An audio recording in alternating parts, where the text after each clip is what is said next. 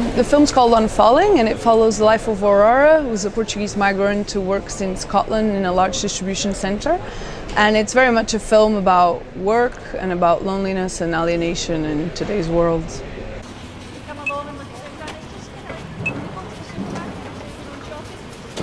In my previous short, I had looked at precarious labor at the gig economy, and that led me to read a lot about logistics industry. And it's an industry that is rife with insecure work, and so the more I started reading, I discovered the job of a picker, which is the job that Aurora does in the film. And this is a job that someone does whenever an item is ordered. Someone literally inside a large warehouse is like looking for the item. We're talking about 10-hour shifts. People are following like to the second, the amount of time that they're given in a scanner to collect the next item. And I just think, companies like to brag so much about their tech innovation, and then when you look at it, there's actually a person inside rushing to get the item. That's where the speed comes from. So that to me kind of was an interesting job to look at. And then obviously the more I started speaking to pickers, I realized a lot are also migrants in the UK. So I knew that was a story I could tell, being a Portuguese migrant myself. Yeah.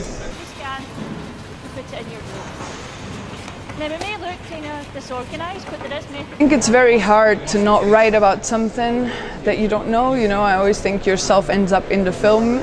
So for sure, the flat space, for example, the flat that she lives in, which is a flat she shares with other people, those were locations I was very familiar with, having shared a lot of flats and knowing those dynamics. So that was quite interesting to write about. And then obviously I'd never done the job, so I knew I needed to do a lot of research to understand that type of work. So I spoke to a lot of pickers, got to know their routines, got to know what they do outside of work as well. And yeah, those conversations actually ended up influencing the film a lot more than I first anticipated, just because people were so generous with their thoughts about their life and about the job. And yeah, so it ended up influencing a lot more. Yeah. If someone had ordered all the same toys and they were all in the same location, it would get very congested. I knew I could write about a migrant worker because that was my, part of my experience when I moved to Scotland. So that to me felt like a familiar character to write about. But then at the same time, a lot of the people I spoke to were also Scottish people, for example, and the experiences of working in that job were the same. People related to it in a very similar way.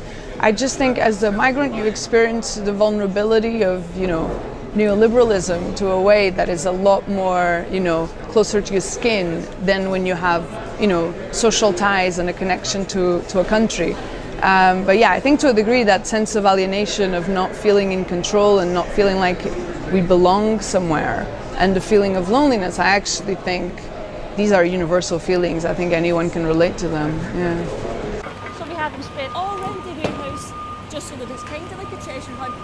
Keeps them on the toes and makes the day a little more interesting. There were some films that were companions to me that I discovered throughout the making of this, but I think a lot of my influences come from, for example, observational documentary, where you just see a day-to-day, and it's very interesting, and I think sometimes fiction almost adds too much. Life is enough as it is, and there's enough drama in a day-to-day that we can focus on.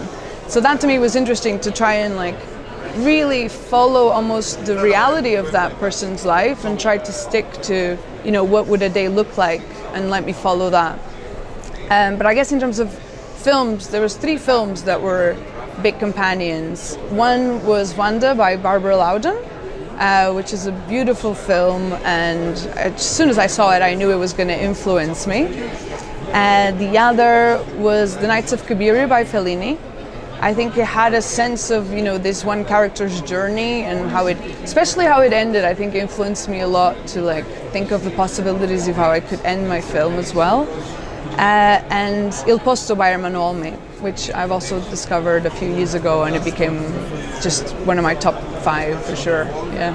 So we did a big casting in Portugal. We looked at something like 500, 600 self-tapes. So we saw a lot of people, and both actresses and also people who had never had acting experience. So we kind of wanted to have an open call and invite as many people as we could see. And I think as soon as I saw Joanna's self-tape, there was something about the way she kind of,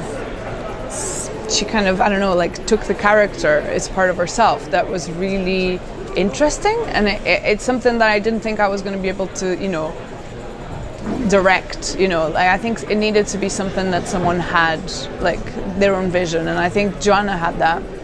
And another thing was, like, she could just kind of linger, like, she didn't have to say a lot, and I was with her and I was super interested in her, so I knew that was something I think the film needed, because this was a character that had so little interactions that we needed to be with her even in moments when people aren't speaking to her or when she's not trying to connect with others. I mean, I didn't want it to be overly depressing, but I wanted it to be realistic, and I think this is a character that at that point in her life, she's seeing the world in this way. And I think this happens to a lot of us, that there's points in our lives where, so much becomes around work and we might be finding ourselves more isolated.